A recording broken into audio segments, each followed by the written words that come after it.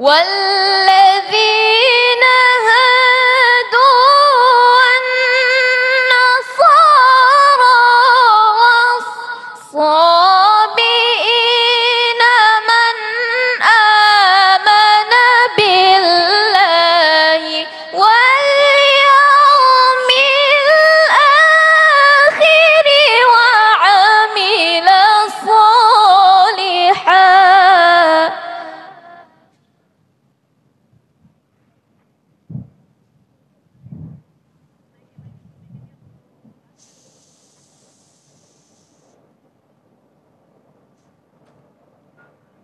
وعمل صالحا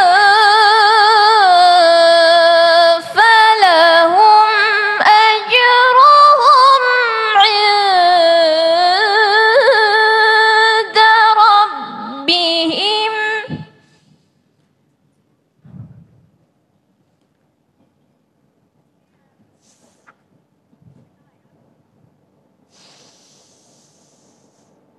ولا خوف عليهم ولا هم يحزنون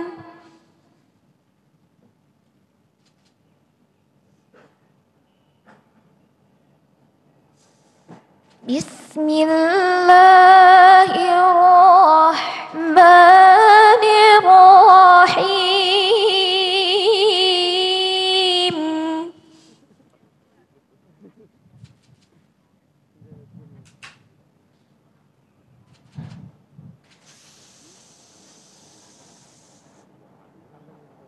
يا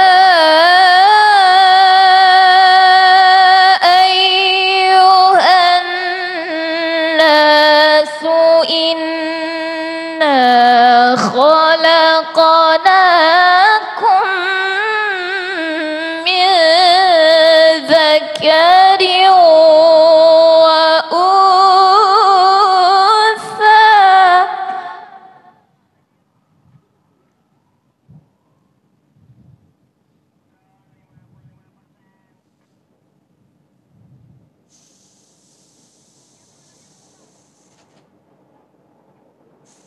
إنا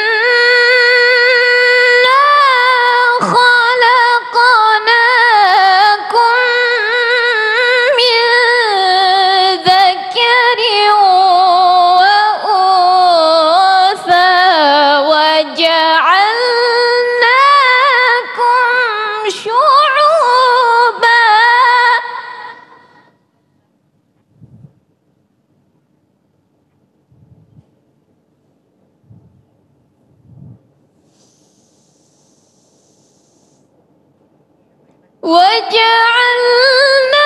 وجعلناكم شعوبا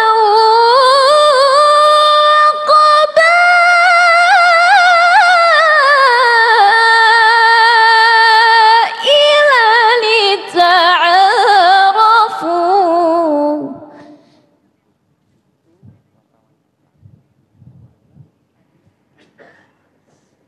إن أكرمكم عند الله أتقاكم إن الله عليم خبير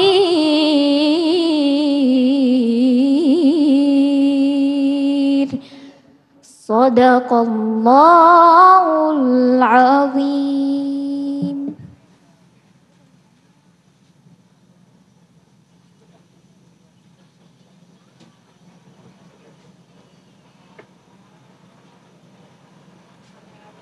Pembacaan Injil Lukas, a passage from the Gospel of Luke.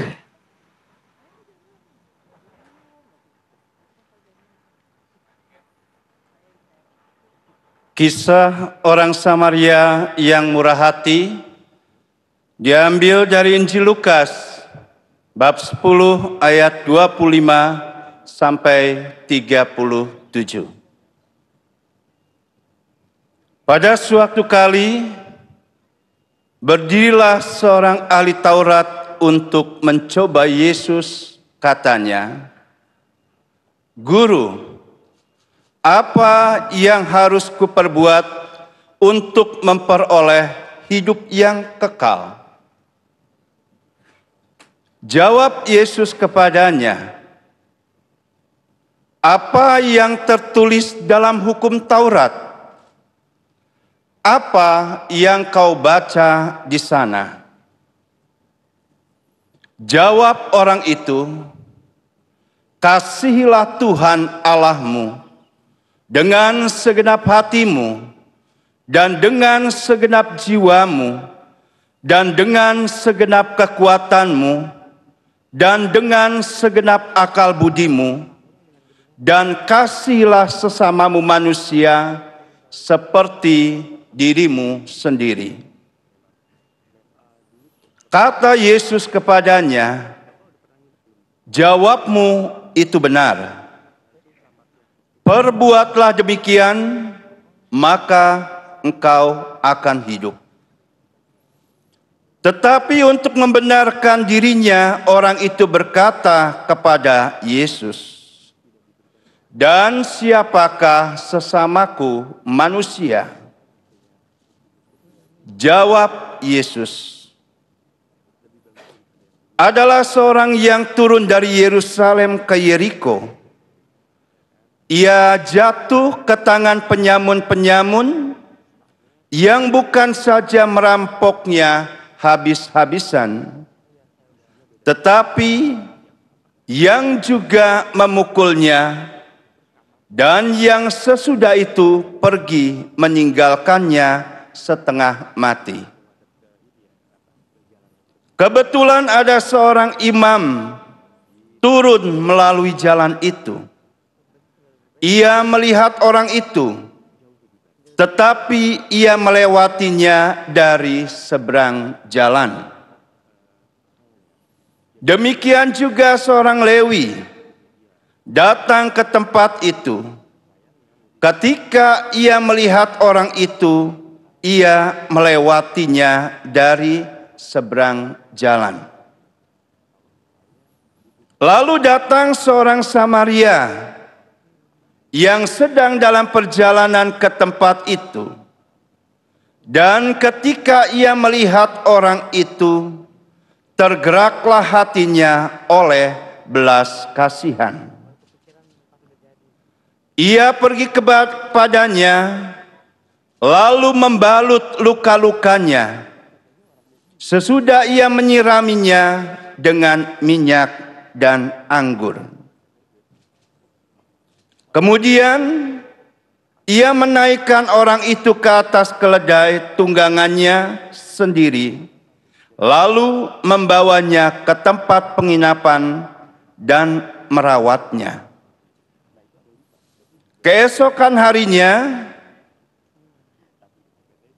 ia menyerahkan 2 dinar kepada pemilik penginapan itu, katanya, "Rawatlah dia, dan jika kau belanjakan lebih dari ini, aku akan menggantinya waktu aku kembali."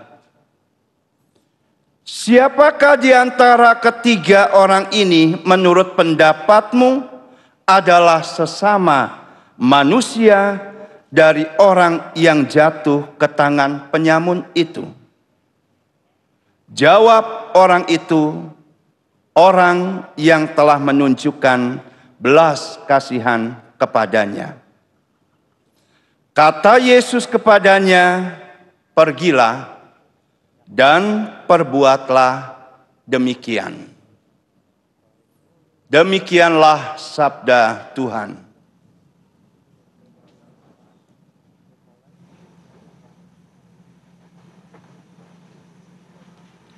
Sambutan Imam Besar. Welcoming speech by the Grand Imam of Istiqlal, Nazaruddin Umar.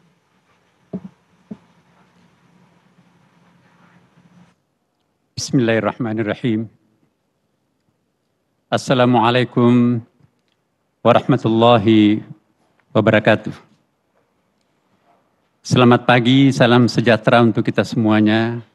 Salam, Om Swastiastu, Namo Buddhaya, salam kebajikan. Alhamdulillah wa syukurillah wa salatu wassalamu ala rasulillah. Sayyidina wa habibina wa syafi'ina wa maulana Muhammadin sallallahu alaihi wasallam. Yang amat kami muliakan Bapak Paus Fransiskus, pimpinan tertinggi Gereja Katolik sedunia. Yang terhormat Bapak Menteri Agama Republik Indonesia. Yang terhormat Ibu Menteri Keuangan Republik Indonesia. Yang terhormat Bapak Menteri Komunikasi dan Informasi Republik Indonesia. Yang terhormat Bapak Menteri Investasi Republik Indonesia. Yang terhormat Bapak Yusuf Kalla, Wakil Presiden Republik Indonesia 2004, 2009, dan 2014-2019. Yang terhormat Bapak Profesor Dr. M. Quraish Shihab, MA, Ketua Majelis Hukama Al-Muslimin di Indonesia. Yang terhormat seluruh ketua-ketua Majelis Agama dan Kepercayaan se-Indonesia, dan yang terhormat Bapak, Ibu, saudara-saudara sekalian, Your Holiness Paus Fransiskus, ahlan wa sahlan. Salam hormat dan selamat datang kami ucapkan. Saya sangat bersuka cita karena menyambut yang mulia di Masjid Istiqlal ini. Puji syukur kami panjatkan kehadirat Allah Subhanahu wa Ta'ala yang memberikan nikmat dan kesempatan kepada kita semua untuk berkumpul di pagi yang cerah ini dalam rangka interreligious meeting yang dihadiri oleh Your Holiness Paus Fransiskus, pemimpin tertinggi Gereja Katolik sedunia. Sebagai umat manusia dan umat beragama, kita semua pasti mendambakan kehidupan damai, tentram dan harmoni di tengah keberagaman masyarakat dunia dan dengan lingkungan alam yang seimbang. Akan tetapi, pada kenyataannya, saudara-saudara kita di berbagai belahan dunia ini masih banyak menderita karena konflik. Kita juga saat ini sedang menghadapi krisis lingkungan, perubahan iklim, pemanasan global, dan masalah lingkungan lainnya yang mengancam kehidupan kita. Oleh karena itu, pertemuan dan dialog para tokoh agama seperti yang dilaksanakan hari ini sangatlah penting dan dibutuhkan dalam menyelesaikan persoalan-persoalan kemanusiaan dan ancaman-ancaman kerusakan lingkungan. Masjid Istiqlal didirikan sejak tahun 1961 oleh Presiden Soekarno dan diresmikan pada tahun 1978 oleh Presiden Soeharto. Setelah memenangkan sayembara arsitek Mr. Silaban, seorang warga negara Indonesia, saudara kita dari umat Kristiani, membangun masjid ini dengan visi besar dan telah banyak melakukan terobosan untuk menciptakan harmoni kehidupan bangsa Indonesia dan juga dunia. Masjid Istiqlal yang telah direnovasi oleh Presiden Joko Widodo bukan hanya rumah ibadah umat Islam, tetapi juga rumah besar untuk kemanusiaan. Kita berprinsip bahwa humanity is only one. Sehingga peran pemberdayaan umat difokuskan pada basis kemanusiaan dan harmoni kehidupan. Semenjak saya bertugas sebagai imam besar Masjid Istiqlal, saya telah menegaskan bahwa Masjid Istiqlal bukan hanya rumah ibadah bagi kita umat Islam, tetapi juga sekaligus rumah besar bagi kemanusiaan. Kita berharap dan berprinsip bahwa tadi humanity is only one, maka siapapun boleh masuk dan mendapatkan manfaat dari Masjid Istiqlal. Tentu saja dengan ketentuan dan adat istiadat yang berlaku di lingkungan Masjid Istiqlal ini. Siapapun boleh masuk untuk mencari kebaikan bagi umat manusia melalui masjid ini. Sejak awal, Masjid Istiqlal berfungsi untuk membudayakan dan melayani semua orang. Hadirin yang berbahagia, di samping acara-acara ritual keagamaan Islam, Masjid Istiqlal juga secara reguler melaksanakan kegiatan interfaith, interculture, diplomatic activities, dan lainnya. Masjid Istiqlal dilengkapi dengan berbagai fasilitas pembelajaran formal dari kelompok bermain, taman kanak-kanak, Raudatul Atfal, pendidikan dasar dan menengah yang siswanya mencapai 1.100 pelajar. Kami juga mengadakan pendidikan kader ulama, khususnya ulama perempuan di level master dan doktor yang berkolaborasi dengan Universitas PTIQ Jakarta dan kampus-kampus besar dunia, baik di Timur Tengah, Eropa, maupun Amerika Serikat. Semua ini bertujuan untuk menciptakan ulama masa depan yang moderat dan mendunia. Selain itu, Masjid Istiqlal juga dilengkapi dengan fasilitas olahraga dan seni berupa gym center, retreat, panggung kesenian, pusat kuliner, dan bisnis center yang dapat diakses oleh semua warga, termasuk komunitas non-muslim. Basement dan lapangan parkir 2 lantai yang mampu menampung sekitar 1.000 kendaraan roda 4 dapat digunakan oleh jamaah Masjid Istiqlal, katedral, dan warga masyarakat lainnya. Masjid Istiqlal adalah satu-satunya masjid negara yang juga diharapkan mampu memberikan pembinaan terhadap lebih dari 1 juta masjid dan musala yang bertebaran di seluruh kepulauan negara Kesatuan Republik Indonesia. Dalam konteks ini, Imam Besar Masjid Istiqlal Jakarta diberi kepercayaan juga sebagai President of International Grand Imam Association dan President of National Imam Association. Masjid Istiqlal ini juga berfungsi untuk merawat toleransi dan moderasi umat beragama di Indonesia.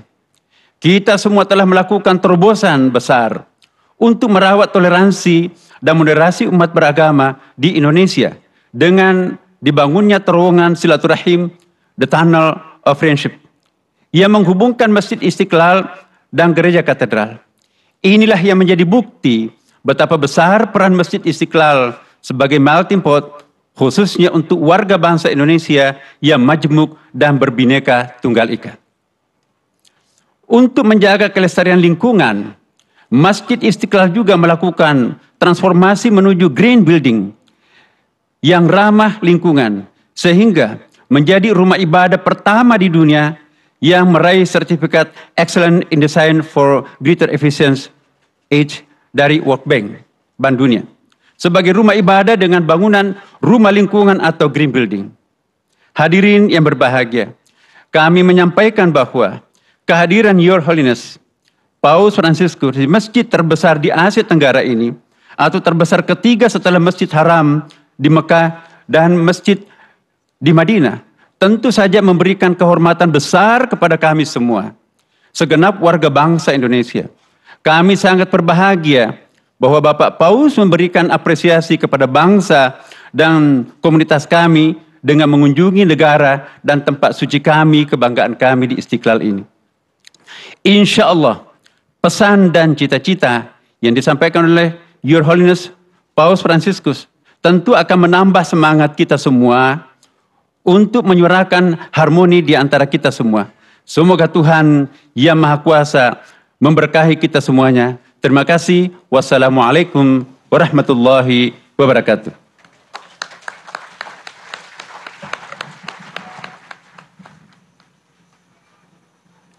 Deklarasi Istiqlal. The Istiqlal Declaration by Monsignor Tri Harsono from Indonesia Bishop Conference, continued by Mr. Ismail Chawidu from Istiqlal, accompanied by Gus Yahya Stakuf from Muslim Nahdlatul Ulama, Abdul Muti from Muslim Muhammadiyah, Reverend Rus Jaki Manduputi from Christian, Wisnu Bawa Tenaya from Hinduism, Philip Wijaya from Buddhist Permabudi, Bante Dhamma Subo from Buddhist Walubi, Budi Tanu Wibowo from Confucian, Angkus Kuswara from Believer.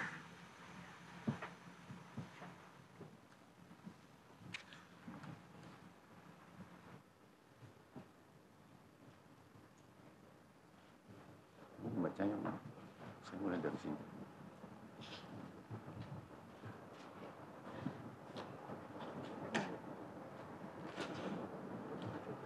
Assalamualaikum warahmatullahi wabarakatuh. Salve, salam, Om Swastiastu, Namo Buddhaya.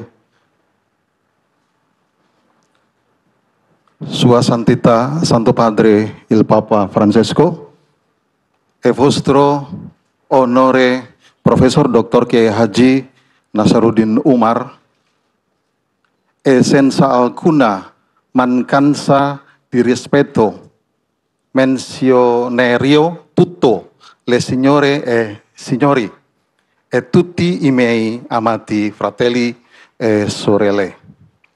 Mi dispiace molto, mi piacerebbe, vorrei leggere questa dichiarazione ufficiale in lingua indonesiana. Uridu an atakalama belogatal Arab belogatal Indonesiana fil hiwar hadihi hiwar resmiyah. Deklarasi bersama Istiqlal 2024 meneguhkan kerukunan umat beragama untuk kemanusiaan. Seperti yang bisa dilihat dari kejadian beberapa dekade terakhir, dunia kita jelas sedang menghadapi dua krisis serius, dehumanisasi dan perubahan iklim. Yang pertama, fenomena global dehumanisasi ditandai terutama dengan meluasnya kekerasan dan konflik yang seringkali membawa jumlah korban yang mengkhawatirkan. Yang lebih mengkhawatirkan adalah agama seringkali diperalat dalam hal ini sehingga mengakibatkan penderitaan bagi banyak orang, terutama perempuan, anak-anak, dan orang lanjut usia. Padahal peran agama harus mencakup peningkatan dan pemeliharaan martabat setiap kehidupan manusia.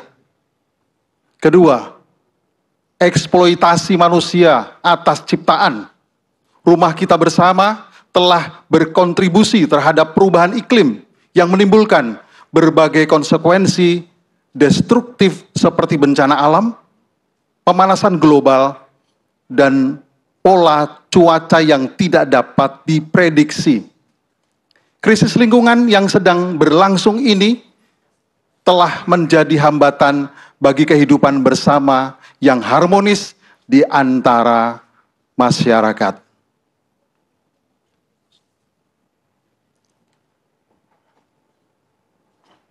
Menyikapi kedua krisis tersebut, sambil berpedoman pada ajaran agama masing-masing dan mengakui kontribusi dasar dan falsafah negara Pancasila di Indonesia, kami bersama para pemimpin agama lain yang hadir menyerukan hal-hal sebagai berikut. 1. Nilai-nilai yang dianut oleh tradisi agama-agama kita harus dimajukan secara efektif untuk mengalahkan budaya kekerasan dan ketidakpedulian yang melanda dunia kita. Sejatinya, nilai-nilai agama harus diarahkan untuk meningkatkan budaya hormat, martabat, bela rasa, rekonsiliasi dan solidaritas persaudaraan untuk mengatasi dehumanisasi dan perusakan lingkungan. 2. Para pemimpin agama khususnya terinspirasi oleh narasi dan tradisi rohani masing-masing harus bekerja sama dalam menanggapi krisis-krisis tersebut di atas, mengidentifikasi penyebabnya, dan mengambil tindakan yang tepat. 3. Oleh karena terdapat satu keluarga umat manusia di seluruh dunia, dialog antar umat beragama harus diakui sebagai sebuah sarana yang efektif untuk menyelesaikan konflik-konflik lokal, regional, dan internasional, terutama konflik-konflik yang dipicu oleh penyalahgunaan agama. Selain itu, keyakinan dan ritual-ritual agama kita memiliki kapasitas khusus untuk menyentuh hati manusia, dengan demikian menumbuhkan rasa hormat yang lebih dalam terhadap martabat manusia. 4. Menyadari bahwa lingkungan hidup yang sehat, damai dan harmonis sangat penting menjadi hamba Allah dan pemelihara ciptaan yang sejati. Kami dengan tulus menghimbau semua orang yang berkehendak baik untuk mengambil tindakan tegas guna menjaga keutuhan lingkungan hidup dan sumber dayanya, karena kita telah mewarisinya dari generasi sebelumnya dan berharap untuk dapat meneruskannya kepada anak cucu kita. Terima kasih.